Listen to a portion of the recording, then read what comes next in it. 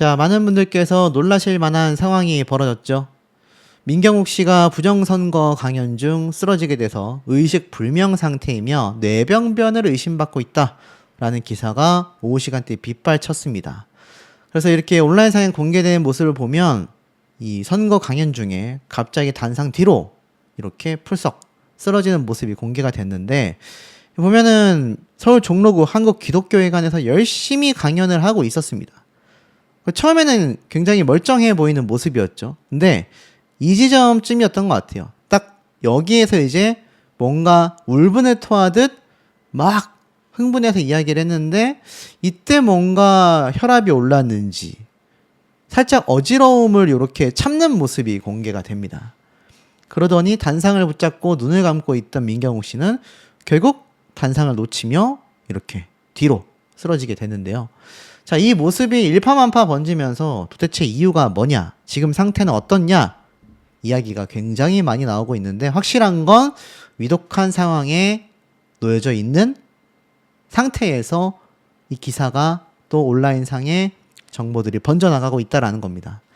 내용을 살펴보면 부정선거를 주제로 강연하던 중 쓰러졌다라는 소식을 극우 정당인 자유와 혁신 최고위원이자 이 국대떡볶이를 운영하는 김상현 대표가 전했다라고 기사에 적혀져 있습니다. 페이스북 계정에 민 전 의원이 행사에 참석하여 강의하던 중 오후 5시 30분쯤 의식을 잃고 쓰러져 서울 소재 A병원 응급실로 이송이 되었다. 근데 문제가 뭐냐면, 여기 보면은 14일 날 페이스북에 글을 적었어요. 네, 이날이라고 되어져 있죠. 이날이 언제입니까? 바로 부정선거 강연을 하던 14일 당일이었던 것 같아요. 그래서 당일날 김 대표가 이 민 전 의원, 민경욱 씨라고 하겠습니다. 민경욱 씨가 이날 행사에 참석하여 강의하던 중 오후 5시 30분쯤에 의식을 잃었다. 근데 그 당일날 의식은 불명의 상태이며 호흡은 돌아왔다라고 말을 했습니다. 근데 이 기사가 일파만파 번지고 민경욱 씨에 대한 이야기가 쏟아져 나온 것이 바로 지금 15일 다음 날이라는 거죠. 뇌병변이 의심되어 CT 촬영 등 검사를 준비하고 있다. 현장에는 자유와 혁신 간부 2명이 함께 있어 해당 소식을 직접 전해 듣고 있다. 민 전 의원의 회복을 위해 기도를 부탁드린다라고 되어져 있습니다. 한국기독교회관에서 열렸기 때문에 정말 많은 분들이 이번 행사를 받고, 부산, 대구, 창원, 제천에 이어 전국 권역 세미나의 마지막 일정이었기 때문에 특히나 많은 분들의 관심을 받고 있었던 것 같습니다. 부정선거와 기독인의 소명을 주제로 강연하며 6.3 지방선거와 관련한 자신의 견해를 밝혔는데, 참석자들과 질의응답을 이어가고 있었던 모습이었다고 해요. 갑자기 몸 상태에 이상을 보이며 단상 뒤로 쓰러졌고, 현장에 있었던 참석자들이 즉시 뛰어가 심폐소생술 등 응급조치를 실시했으며, 다행히 신고를 받고 출동한 119 구급대가 병원으로 옮겼고, 행사 주최 측은 이후 예정되어 있었던 모든 일정을 취소하고 마무리하게 됐다라고 합니다. 중요한 건 이 사건이 14일 날 벌어졌고, 하루 지난 15일 날에도 의식을 회복했냐라는 이야기가 그 어디에도 찾아볼 수가 없었다라는 것이 좀 중요한 것 같아요. 민경욱이라고 네이버에 기사 검색을 해보면 여전히 3시간 전에도 뇌출혈로 인해 의식 불명이다. 검사 결과 뇌출혈 확진을 받았다라고 되어져 있습니다. 그러니까 뇌병변이 의심이 됐다라고 했는데 결국 뇌출혈이 발생하고 말았고 의식이 불명 상태라는 겁니다. 여러분, 뇌출혈이 굉장히 위험하죠. 그리고 호흡이 돌아왔다 할지라도 의식을 회복하지 못하면 코마 상태에 가까운 상황에 놓여질 수도 있습니다. 그러다 보니 열변을 토하던 이 민경욱 전 의원의 쓰러지는 모습을 정말 많은 분들이 현장에서 봤기 때문에 특히나 큰 충격에 쌓여져 있는 상황이라고 말씀을 드릴 수 있겠는데, 기사 내용을 살펴보니 검사 결과 뇌출혈 확진을 받았고 긴급 수술까지 받았다고 합니다. 하지만 15일 현재까지도 의식을 찾지 못하고 있는 것으로 알려져 있다고 해요. 그러니까 응급실에 간 지 하루 만에 호흡은 회복했지만 의식 불명이라 결국 긴급 수술을 받게 된 겁니다. 뇌출혈이니까는 뇌 안에 혈관이 터진 거 아닙니까? 하지만 이 호흡이 돌아왔다라는 상태에서 뇌병변을 의심하여 CT 촬영 등을 하다 보니 결국 뇌출혈이었다라는 것으로 판명이 났고 수술까지 진행이 되었다라는 겁니다. 참 놀랍지 않을 수 없죠. 그런데 지금 보면 이 민경욱 전 의원이 이렇게 상황에 몰리기까지에는 여러 가지 이유가 있었다라는 설명이 있습니다. 의료진의 진단은 이렇게 이야기를 하고 있어요. 보니까 전조 증상이 없었다면 이미 뇌출혈을 의심하고 있었다라는 겁니다. 응급의료센터 박억순 과장은요, 뇌출혈 가능성이 높아 보인다. 심근경색은 가슴 통증의 증상을 동반하는 경우가 많지만 영상 속의 모습이 전조 증상 없이 갑자기 쓰러진 점을 고려하면 뇌출혈이 의심이 된다. 뇌출혈은 뇌혈관벽이 약해진 부위가 터지며 발생하는 뇌혈관 질환이다. 출혈과 함께 뇌압이 상승하며 뇌 손상이 빠르게 진행이 되고 이후 뇌 부종이나 재출혈로 상태가 악화될 수 있다. 증상이 대개 갑작스럽게 나타나며 망치로 내려치는 듯한 극심한 두통이 대표적이다. 한쪽 팔다리 마비, 감각 이상, 의식 저하 등이 동반되기도 한다. 두통이 심하지 않더라도 신경학적 이상 증상이 나타나면 뇌출혈을 의심해 보아야 한다. 라고 이야기를 하고 있습니다. 복합적 요인도 있었다라고 말을 해요. 이때만 해도 뇌출혈을 생각 안 했던 것 같습니다. 흔히 졸도라고 하는 실시는 대부분 뇌로 가는 혈류량이 일시적으로 부족해지며 발생을 하게 된다. 정확한 원인을 확인하려면 MRI 등 정밀 검사가 필요하다. 실신의 가장 흔한 원인 중 하나가 미주신경성 실신이다. 극심한 스트레스, 긴장, 더운 환경, 장시간 서 있는 상황 등이 자율신경계 균형을 깨트리며 심박수와 혈압이 갑자기 떨어질 수도 있다. 이로 인해 뇌로 공급되는 혈액량이 감소되며 일시적으로 의식을 잃게 된다. 영상만 봤을 땐 정확한 원인과 질병을 파악하기 어렵지만 아마 스트레스, 주변 환경, 장시간 서 있었던 상황 등이 복합적으로 영향을 줬을 것 같다. 뇌혈관이 막히거나 터지는 뇌경색, 뇌출혈, 심혈관 질환 가능성도 배제할 수 없다. 극심한 두통, 심한 어지러움, 안면 마비, 팔다리 저림, 언어장애 등 신경학적 증상이 동반되지 않았다면 그저 실신했을 수도 있다. 라고 이야기를 했습니다. 하지만 지금 뇌출혈로 판명이 났고 결국 긴급 수술까지 진행을 한 상태이지 않습니까? 근데 문제는 의식을 회복하고 있지 못하고 있다라는 거예요. 기독교인 분들도 나아가서는 이번 부정선거 사태를 지지하던 분들도 이 모습을 보고 너무나 큰 충격에 빠져버렸다라는 겁니다. 자, 이 민경욱 전 의원은요, 63년생 인천시 출생으로 가가호호 공명선거대안당 대표를 하기도 했고 연세대학교 국제학대학원 출신이기도 합니다. 그리고 많은 분들이 아시는 것처럼 KBS 공채 18기 기자 출신이기도 하죠. 2012년도에는 한국방송대상 앵커상을 받기도 했습니다. 자, 그런데 아무래도 이 지금 집권당보다는 야당을 지지하는 입장이라고 할 수 있겠죠. 제가 뭐 정치를 잘 알지도 못하지만 어찌됐건 민경욱 전 의원의 모습을 보면 부정선거와 관련된 이야기를 많이 해왔던 것 같습니다. 또 유튜브를 운영하기도 했기 때문에 아무래도 이 집권당보다는 야당의 입장에 서서 현 정치권을 많이 비판을 해왔던 것 같아요. 자, 그러다 보니까 이 나무위키의 모습을 보면 여러 이야기가 나오지만 대한민국의 정치인이자 보수 유튜버다 라고 널리 알려져 있기도 합니다. 자, 그런데 과거 이 기자 활동을 하던 94년도의 모습이기도 했습니다. 근데 이 영상 속에서 여성 피해자를 변호하는 변호사가 그 당시 더불어민주당 국회의원이었던 이종걸 씨였다라는 거죠. 근데 이 보도를 하면서 이 민경욱 씨가 기자상을 수상하기도 합니다. 그러니까 언론인 시절까지만 해도 정치 성향이 그렇게 뚜렷하지는 않았던 것 같아요. 하지만 대변인 시절부터 정치인으로 돌아선 뒤 우파 성향이 되었다라고 이야기를 하고 있는 상태입니다.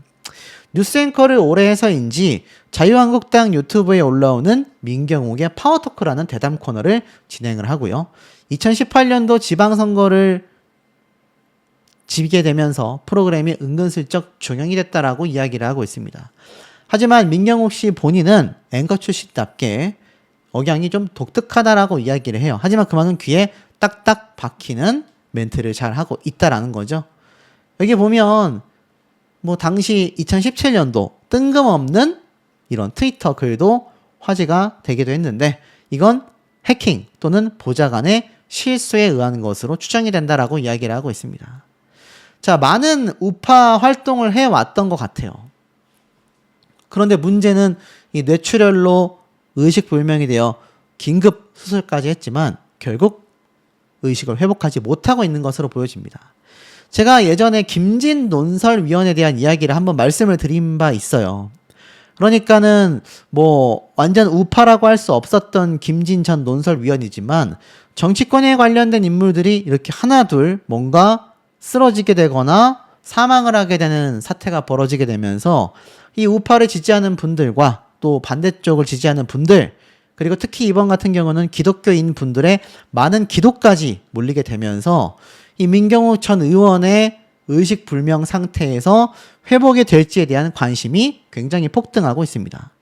자, 김진 전 논설위원도 결국 사망 소식을 전해오면서 많은 분들의 안타까움을 자아내기도 했는데요.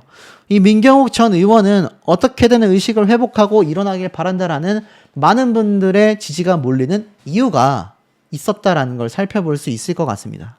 하고 많은 분들이 의구심을 품고 있어요. 사실 이 고인이 사고가 나고 나서 신고가 됐고 17분의 시간이 걸렸었다. 자, 이런 이야기들 제가 이미 뭐 영상을 통해 많이 말씀을 드렸습니다만 그럼에도 의문스럽다, 의문스럽다 이야기하시는 분들이 상당히 많이 존재하고 있는 상황이기도 합니다. 자, 그 중에서 우선 요걸 좀 보여드릴게요. 자, 이게 바로 고인의 마지막을 기렸던 이택숙 씨의 이 페이스북 계정 제가 보여드리고 있습니다. 자, 여기 보면 디지털 크리에이터로 되어 있고요. 한국정치조사협회 협회장을 지내고 있습니다. 그리고 리얼미터 대표이사로 있기도 하고 연세대학교 대학원에서 신문방송학을 전공하기도 했는데 알고 보니까 고인의 후배님이었던 거죠. 그래서 이 내용을 좀 살펴보면 제가 미처 전달드리지 못했었던 놀라운 내용들이 좀 숨어 있었습니다. 이 내용을 보면은 저의 장운고등학교 11년 선배님이신 김진 전 중앙일보 논설위원님의 발인을 마치고 김진 위원님께서 남기신 유서를 유족분들의 동의를 얻어 공개합니다. 이건 제가 말씀드렸던 내용이죠.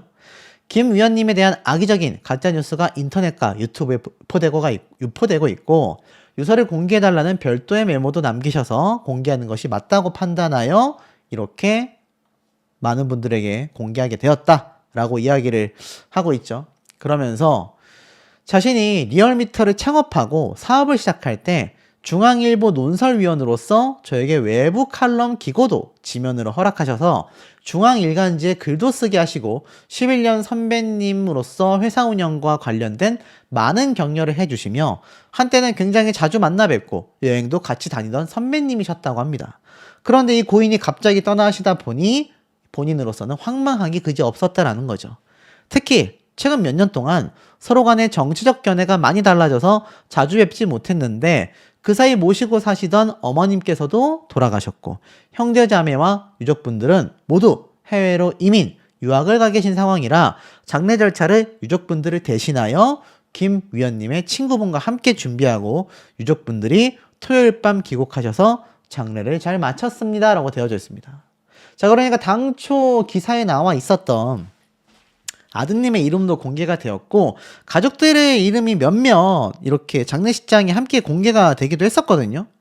그런데 이게 왜 좀 놀랍다라고 제가 말씀을 드리냐면 사실 생전에 이 고인이 굉장히 뭐 날선 비판을 하기도 했었고 또 많은 분들에게 어찌 본다면 좀 불쾌함을 야기하는 소신 발언도 많이 하기도 했습니다. 또 어떨 때는 어쩜 저렇게 딱 정확하게 이야기를 했을까? 보수 논객이라는 평가를 받을 정도로 정확한 이야기를 하기도 했었다라고 평가가 굉장히 좀 나뉘는 그런 인물이라고 할 수 있습니다. 자, 그런데 사실 알고 보니까 어땠습니까? 이렇게 황망하게 떠나시게 됐는데도 형제자매와 유족분들이 전부 다 해외에 있었다. 그 얘기는 마지막 순간까지 고인은 가족과 함께 있었던 것이 아니라 혼자서 한국에서 유튜브 활동을 하고 있었던 것으로 좀 생각이 됩니다. 그리고 아마 어머님을 홀로 모시면서 계속 방송 활동을 해 나갔던 것 같아요. 그런데 그 어머님이 얼마 전에 돌아가시게 되었고, 형제자매와 유족들도 전부 다 해외로 가 있는 상황이다 보니 결국 혼자 있었던 그 상황에서 마음이 굉장히 힘들어졌던 거 아닐까요? 그리고 유서에 대한 의문점에 대해 이렇게 말했습니다. 유서에서도 보다시피 구조 관계자분들에게 죄송하다라는 마음을 전하시고 평론 과정에서 틀린 사실과 잘못된 논리가 일부 있었다면 죄송하다며 사과하시는 모습, 그리고 코마 상태로 발견이 되면 장기 기증을 하시겠다고 남긴 글을 보며 생전에 보기보다 마음이 여리시고 따뜻하셨던 위원님이 더욱 그리워지는 마음입니다. 한때는 진정한 보수평론가이신 위원님과 함께 저의 좋은 벗 김어준 공장장이 자리를 같이 하며 유력 정치인을 만나 같이 토론도 하며 식사도 했었는데 정치 상황이 과거에 비해 더 양극화되다 보니 저도 최근에는 뵙지를 못하고 어머님까지 여의시고 홀로 외로이 사시다 보니 결국 병세가 심해지셨던 것 같다. 결국에는 이 고인이 생전 굉장히 보수 논객이었지만 또 상황이 흘러가면서 뭔가 진보 세력을 굉장히 좀 지지하는 발언을 또 했다가 또 다시 또 보수 쪽을 지지했다가 이게 왔다 갔다 했단 말이죠. 그러다 보니 양쪽 모두에게 큰 비판을 받았던 것이 아니냐, 제가 이런 말씀을 드린 바 있습니다. 그런데 더 중요한 건 그 와중에 어머님을 여의고 가족들과 다 떨어진 채 혼자서 쓸쓸히 유튜브 방송을 해 나갔었다라는 겁니다. 자, 그러다 보니까 결국 병세가 심해지게 되었다. 그리고 이 지인이었던 이택숙 씨도 정치적 이념이 확 달라지다 보니 어떻습니까? 결국 서로 만나기가 껄끄러웠던 거죠. 본인의 유튜브를 비롯하여 왕성한 활동을 다시 시작하시는 모습에 크게 걱정을 하지 않았는데 후배로서 잘 모시지 못하여 죄송한 마음이 앞선다. 좋은 곳에서 편히 쉬었으면 좋겠다라고 말을 합니다. 이택숙 씨가 결국 이렇게 장례 절차에 대한 과정을 아는 걸 보면 상당 부분 도와주셨을 것 같아요. 그래서 고인의 마지막 장례식을 잘 준비할 수 있었고 유족분들이 귀국을 하셔서 다음날까지 장례와 발인을 마칠 수 있었다. 이렇게 이야기를 하고 있습니다. 그런데도 불구하고 이 유튜브 빨과 나아가서는 이 몇몇 인터넷상의 많은 분들이 이런 이야기를 하세요. 여기 지금 나와 있는 유서 조작된 거 아니냐. 제가 이거 60대의 필체가 맞는 것 같다. 또 고인의 필체와 유사해 보인다라고 했더니 네가 뭘 아냐. 저게 어떻게 고인의 필체냐. 막 이렇게 말씀하시는 분들이 있습니다. 자, 여러분, 유서가 얼마나 정확하냐면요. 경찰들이 생전 필체를 다 대조해보고 유가족들에게도 몇 번 확인을 받습니다. 심지어 고인이 생전에 정치 활동을 활발하게 했었던 인물이잖아요.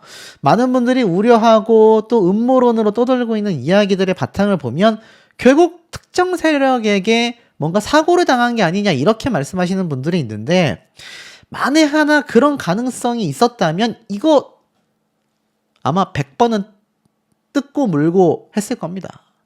하지만 지금 그런 얘기가 없죠. 결국에는 이 유서의 필체와 유서의 신빙성이 상당히 일치하는 것이 아닌가.